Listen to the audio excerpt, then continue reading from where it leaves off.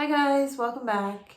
So today I met up with a friend of mine that I haven't seen in a while. Um, and we went and got coffee and then went over to the bluff with Sebastian. So I did that this morning. And that was really nice. It was really nice to catch up with her. She's been through some super traumatic stuff. And so we were talking about that.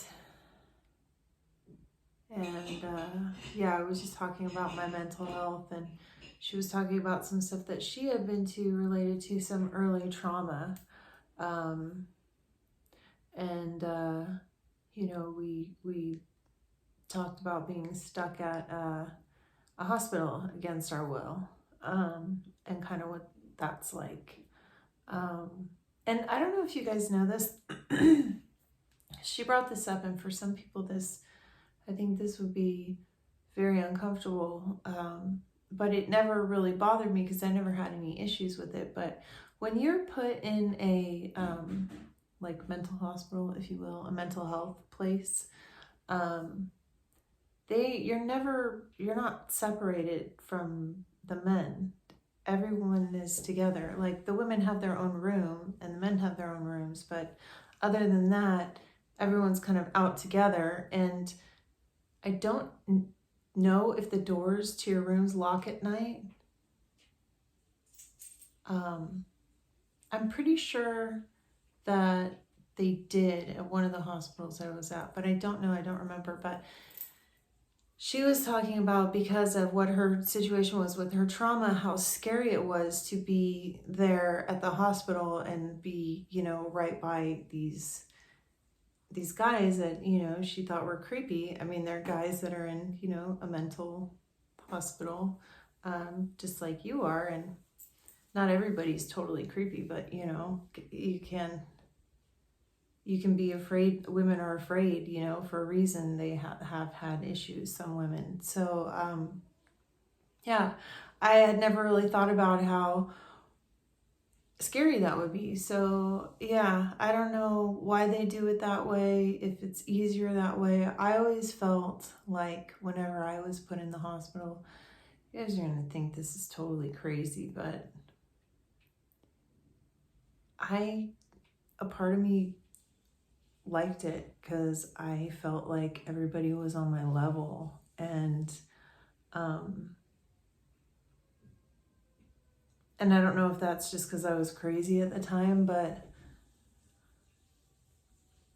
I liked it and I hated it. I hated being stuck there. I hated that I couldn't leave. But there was that part of it where I felt like these people are just like me. None of them are ever going to judge me. And I pretty much have it together more than most of the people here, where I don't usually feel like that. I don't feel like I have it more together than anyone. But yeah. So we went over to the bluff, and that was nice. And then I had counseling, and I talked to my counselor for an hour. And I talked to her about the usual stuff. My parents is usually the root of all my insecurities and drama. And I was talking about how, like, every time my parents do something inconsiderate, or they don't necessarily mean to be, but they'll do something, like forget my birthday or not send me a card or anything. Like, I measure that as a level of how much they love me, when that's not necessarily true. And it's because I come from a divorced family, and it's because I never really had any stable parental female in my life. Like, growing up, my biological mother was, pretty unstable and pretty like, my counselor said I'm a parentified child. Have you guys ever heard that term before? A parentified child is somebody that, like, the parent treats more like you'll see a mom and she'll treat her daughter more like her friend than her parent. For me, I was put in a position where I was always looking after my little brothers, and I was always like the responsible one, and she told me everything and talked to me as if I was an adult. And anyways, my psychiatrist said that was that I'm a parentified child. But anyway, what I wanted to talk about yesterday, what I ended up spending a lot of time talking to my counselor about is, this might bore you, so you guys can totally leave if you want.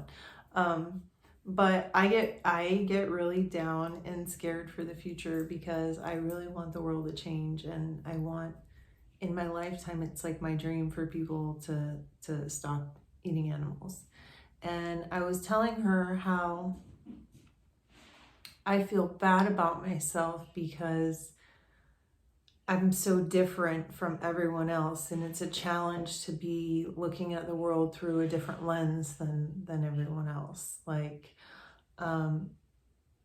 just having dinner with people who are eating baby back ribs, talking about the fat on this, whatever. That I just view the world differently. So it's uncomfortable for me, and I'm not judging people around me. I just want to share information, and I can't do that. And it's really difficult because on one hand, I feel like I have to speak up and blah, blah, blah, but whatever. But beside the point, what I wanted to say was that